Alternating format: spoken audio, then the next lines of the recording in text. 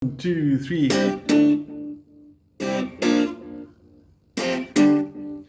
We're looking at the chords for Locked Out of Heaven by Bruno Mars. A really nice song for introducing you to bar chords, especially because you can play normal chords like this. But when you go to the B flat, that's not a really cool change. It's quite an awkward change. And when you want to go from the F to the G minor, you're sort of in bar chords anyway. So let's make this a bar chord song. So step one, we're going to guide you through the basic bar chord shapes. You're going to focus on this hand. Make sure you got the PDF file ready with you as well, so you can refer to the diagrams. And let's get going. The more conventional way to play the C bar chord, this is an A-shaped chord, but the chord I'm playing is actually C. And the reason why we say it's A-shaped is because these three fingers that are moving, if I were to play A like this, that's A. I'm sure you're familiar with the open chords. So it's an A-shaped chord, and your first finger is sort of acting like a movable capo. So it's almost like you got one of these, but your first finger is basically doing the job. Okay, we got the picture for that. So you got a movable capo in essence with your first finger, and the other remaining fingers play the chords. This is my C. Fingers 2, 3, and 4 on the 5th fret, strings 4, 3, and 2. And that's C. When you go from there to the D minor, you simply slide up 2 frets, and you go to an A minor shape. In other words, fingers 2, 3, and 4 are playing what looks like an A minor. There you can see again. And now you can see slow motion how the first finger replaces the nut and sort of does the role of the capo, which I mentioned earlier. I just want us to get into that sort of mentality, that way of thinking, that your first finger is acting like the capo. Okay, that is my D minor at fret number 5. So C, D. Now I've got fat little fingers, so my fingers don't like doing this to go. So I cheat a bit. I've got a pinky that backs up like that, sort of doubles out a little bit. So you can see it's bending in. Now some guitarists find this very easy, some don't. So if you prefer this, I'm very cool with it as well. That's probably the more common one. But if your pinky allows you to do this, it's 2 fingers doing the job of 4.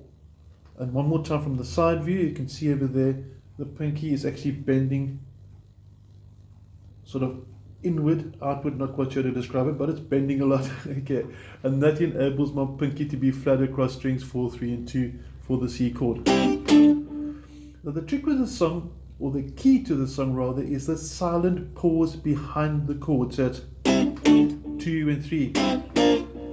So you need those gaps, which if you've got a bit of echo on either echo there, I'll put the echo really loud so you can hear it. Hear the echo in the background? If I put the echo off,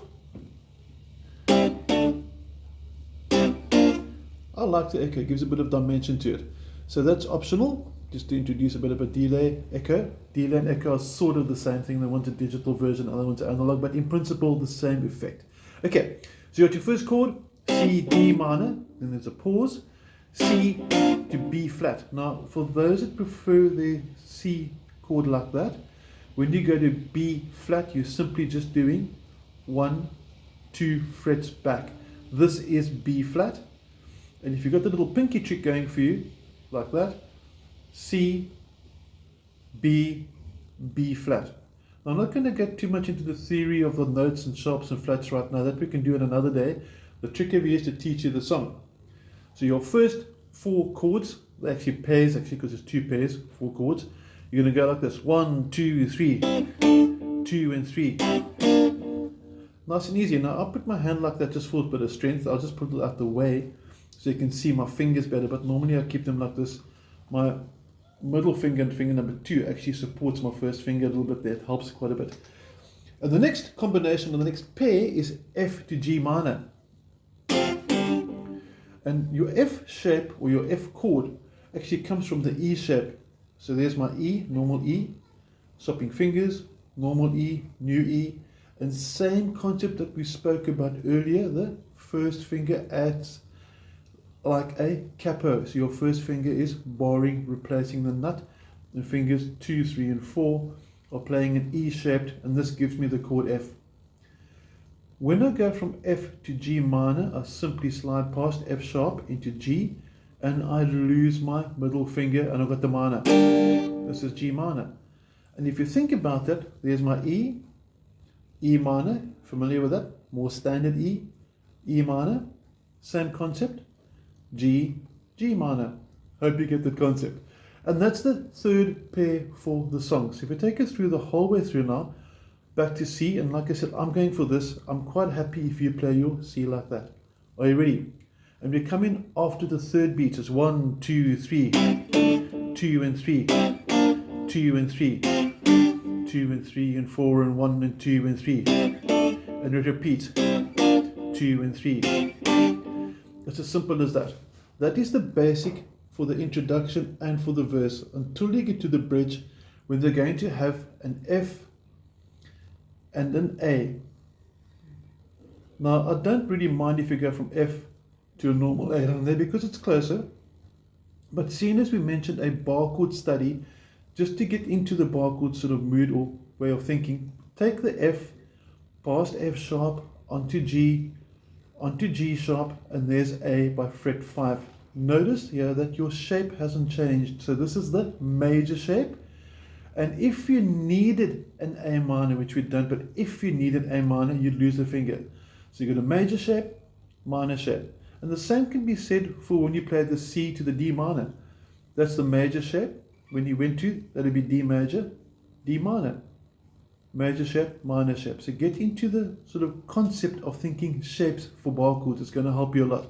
Okay, enough of that. We're looking at the bridge now. It's going to start off the same as C to D minor, C to B flat, F to G minor. And it's going to have, when he sings and you choose, it's going to be F up until A by fret number 5. Now the rhythm for that is slightly different. Now for this part, which is sort of the end part of the bridge, when you go to the F and the A, you can't really hear the guitar because the rhythm section, the bass and drums and percussion's really big with the song. So they're actually sort of overpowering, carrying the rhythm. So if you're playing it unaccompanied, in other words, you're just playing with your guitar and you want to get like a similar feel, I would do something like this.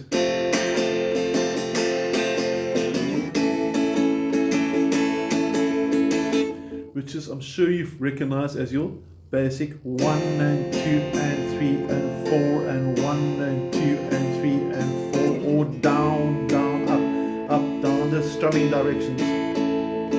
Obviously just a little bit quicker for that. And then you're into your chorus.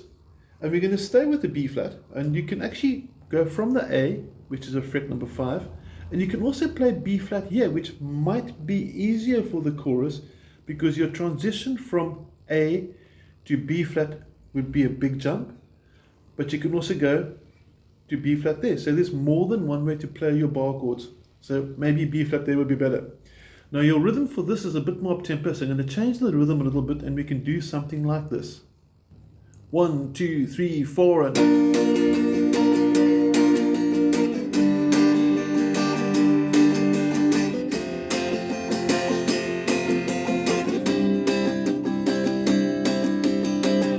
it's going to sound pretty cool if you're playing unaccompanied. It gives you the same up-tempo sort of vibey.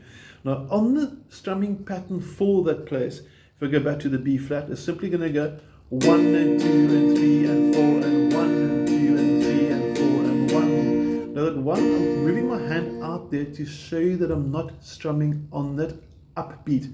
1 and 2 and 3 and 4 and, or if you're looking at the direction of my hand movement, down, down, up, down, up, down, up, down, down, up, down, up, down, up. Just a lot more up tempo. In essence, that's the primary sort of skills, rhythms, chords that we need for Locked Out of Heaven. I hope you enjoy. The chord diagrams for the bar chords are on the PDF. You'll also notice that I have got a guitar neck on there that shows you where the notes are. So I want you to start thinking about movable chords, because in essence a bar chord is movable. I can go from G to A to B flat. I can G minor it. And what I wanted to learn over here is that whatever shape I'm playing, the shape determines the type of chord. And when we say type, it means the major type or the minor type. There's also a minor 7th type and there's a 7th type. And when if you're playing from the A shape, so you can have your A shape chord like that. I can have, that's the major shape. There's my minor shape. I can have a minor 7th shape and a 7th shape. But that's just a bit of an introduction to the bar chords for another time. Hope you enjoyed the video. Any questions, drop me a WhatsApp. We'll be happy to help. And have an awesome week. Thank you.